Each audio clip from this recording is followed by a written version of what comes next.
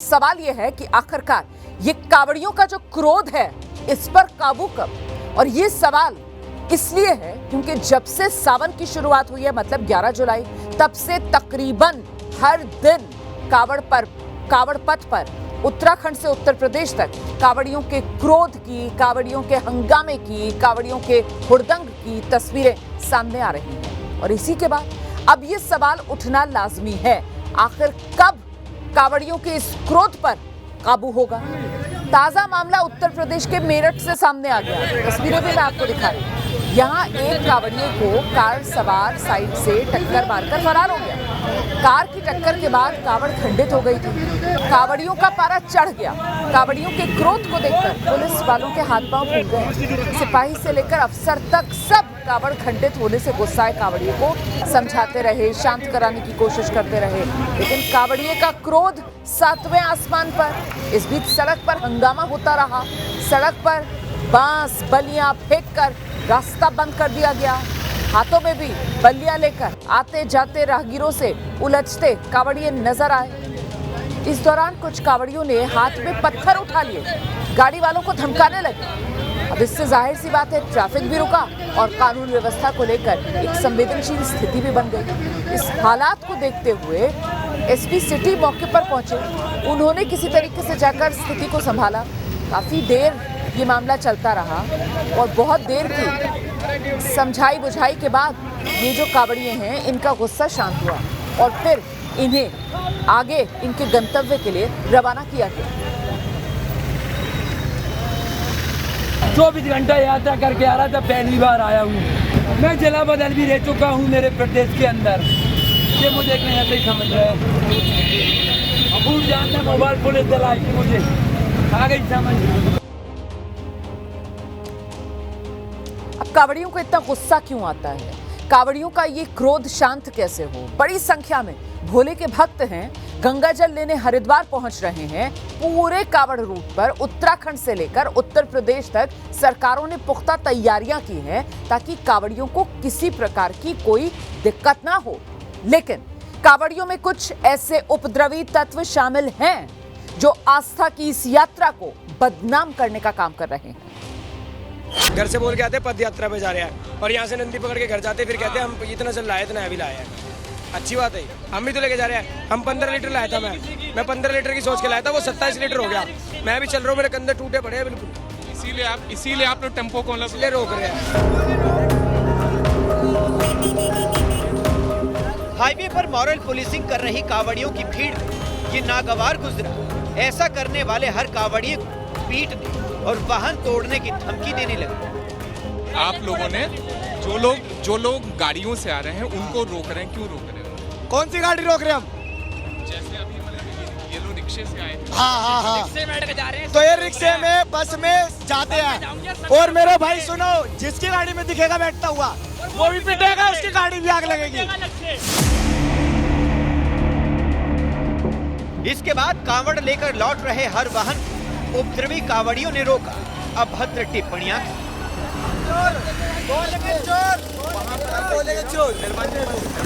कोई इनके हत्थे चढ़ जाता है तो उसे वाहन से उतारकर उसके साथ बदसलूकी करते हैं। देखिए किस तरह इस श्रद्धालु से बीच सड़क पर उठक बैठक लगवाई जा रही है।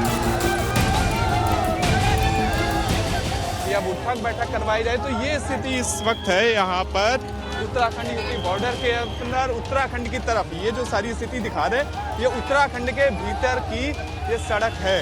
अब ऐसे में बड़ा सवाल यही है उत्तराखंड पुलिस के ऊपर, उत्तराखंड सरकार के ऊपर कि जो लगातार ये दावा करता है कि वो सकुशल कांवड़ को आयोजित करवा रहा है, सारी चीजें वो सकुशल कर रहा है, तो ये सकुशलता है।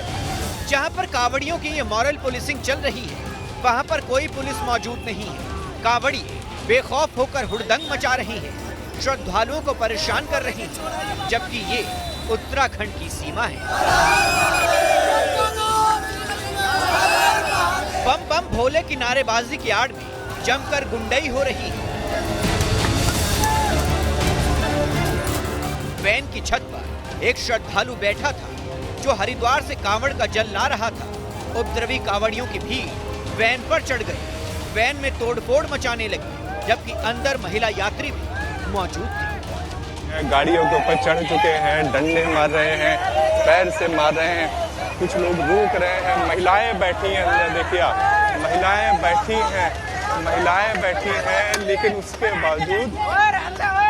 बावजूद ये स्थिति है। ये देखिए यहाँ पर कांच गिरी पड़ी है। जिनके साथ आस्था के नाम पर ये गुंडई हो रही है वो भी श्रद्धालु हैं। हर कोई अपनी क्षमता और श्रद्धा के हिसाब से कांवड़ लेकर जा रहा है। तो उत्तराखंड से लेकर उत्तर प्रदेश तक ये हंगामा बरपा है और सवाल एक ही है कि आखिरकार इस क्रोध पर कैसे काबू पाया जाए। इस बीच एहतियात जो बढ़ती जा रही है वो आप जान लीजिए। कांवड़ के मार्ग पर स्कूल बंद करने का आदेश प्रशासन की तरफ से दिया गया है। मेरठ में 16 जुलाई से लेकर 23 जुलाई तक, मतलब आज से स्कूल बंद है 23 जुलाई तक मेरठ में। मुजफ्फरनगर में भी आज से स्कूल बंद कर दिए गए हैं 23 जुलाई तक के लिए। गाजियाबाद में कल से 17 जुलाई से लेकर 23 जुलाई तक स्कूल बंद करने का आदेश दे दिया गया है और ये सब कुछ किया जा रहा है ताकि व्यवस्था बनी रहे, जो कांवड़िए हैं उनके लिए भी सुविधा रहे और जो आम नागरिक हैं उन्हें भी किसी तरीके की दिक्कत ना हो। ऐसे में सीधे जरा आपको लेकर चलेंगे, हमारे साथ हमारे सहयोगी बलराम इस वक्त मौजूद हैं और जरा बलराम से ही ये जान लेते हैं। बलराम, ये एक के बाद एक जो हंगामे वाली खबरें सामने निकल कर आ रही हैं और खास तौर से उत्तराखंड से बहुत ऐसे मामले सामने आ रहे हैं, इसको लेकर प्रशासन की तरफ से अब क्या सतर्कता बरती जा रही है ताकि ये गुस्सा रह रहकर जो कांवड़ियों का फूट पड़ता है वो थोड़ा काबू हो सके? बलराम।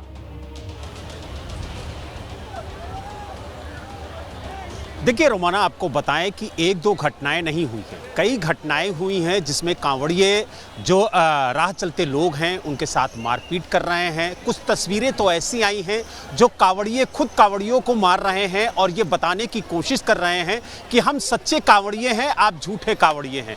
लेकिन जिस तरीके से पुलिस नदारत है उसको लेकर के सवाल उठ रहे हैं। इन कांवड़ियों के लिए एक रूट तैयार किया जाता है, आम जनता को रोक दिया जाता है इनके जाने के लिए, लेकिन जिस तरीके से ये उपद्रव कर रहे हैं, जिस तरीके से ये मारपीट कर रहे हैं, वो कई सवाल खड़े कर रहा है। क्योंकि आस्था के नाम पर आप किसी को परेशान नहीं कर सकते हैं, आस्था के नाम पर आप किसी के साथ मारपीट नहीं कर सकते हैं।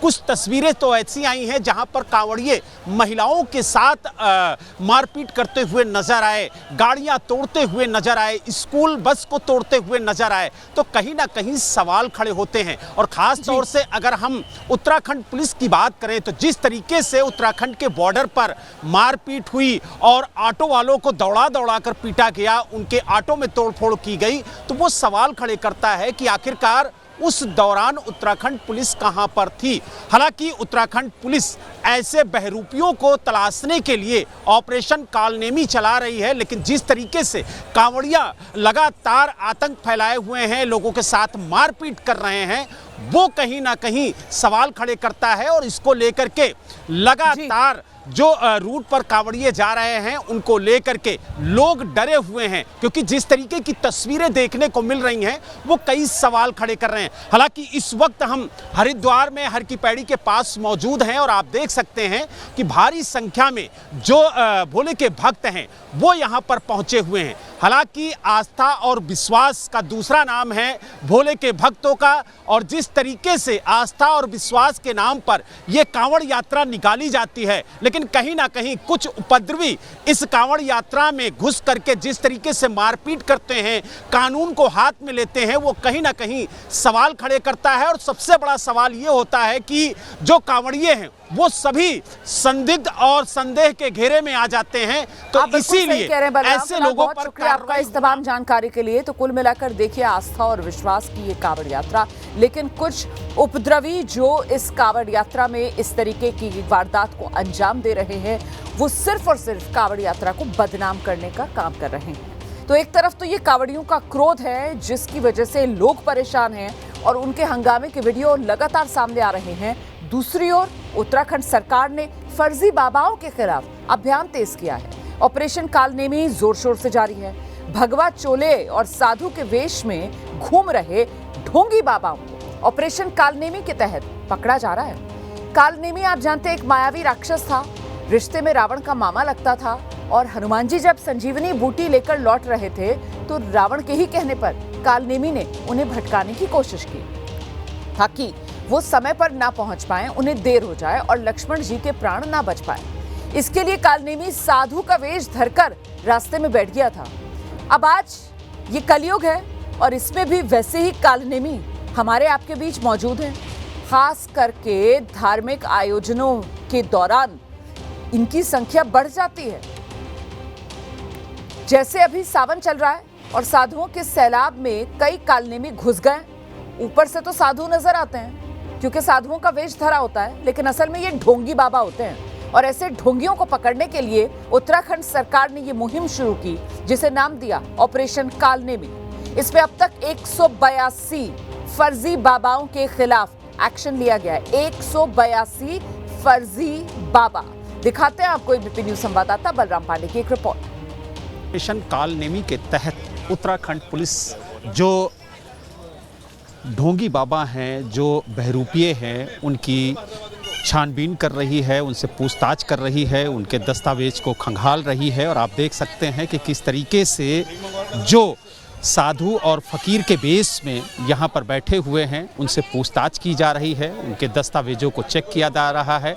और आप देख सकते हैं कि किस तरीके से उनके आधार कार्ड को यहाँ पर पुलिस चेक करते हुए नज़र आ रही है। तो यानी इस तरीके की ड्राइव पूरे उत्तराखंड में चलाई जा रही है और ख़ास तौर से हरिद्वार के अंदर जो हर की पैड़ी है उसके आसपास जो भी इस तरीके से बाबा साधु संत बैठे हुए हैं उनसे पूछताछ की जा रही है, उनकी आईडी चेक की जा रही है।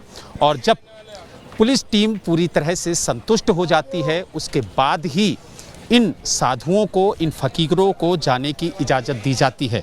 तो यानी कुल मिला के ये कह सकते हैं कि जो ऑपरेशन कालनेमी है वो लगातार हरिद्वार में जारी है और इसके तहत पुलिस उन ढोंगी बाबाओं से पूछताछ कर रही है, उन्हें हिरासत में ले रही है जो संदिग्ध पाए जा रहे हैं।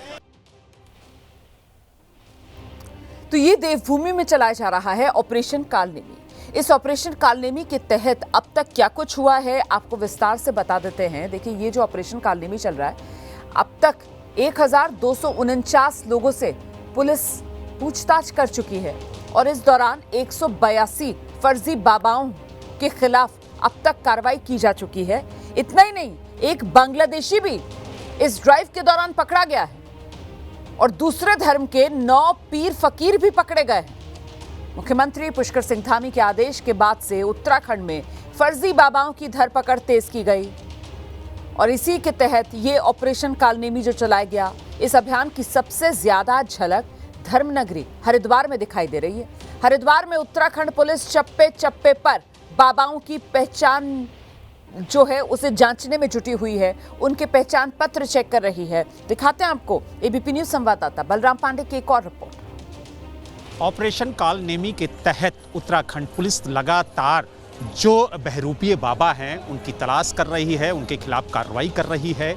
और यही वजह है कि हर की पैड़ी पर भी जो संदिग्ध बाबा दिखाई दे रहे हैं उनको रोका जा रहा है, उनके दस्तावेज चेक किए जा रहे हैं और जब पूरी संतुष्टि हो जा रही है तभी पुलिस उन्हें जाने दे रही है।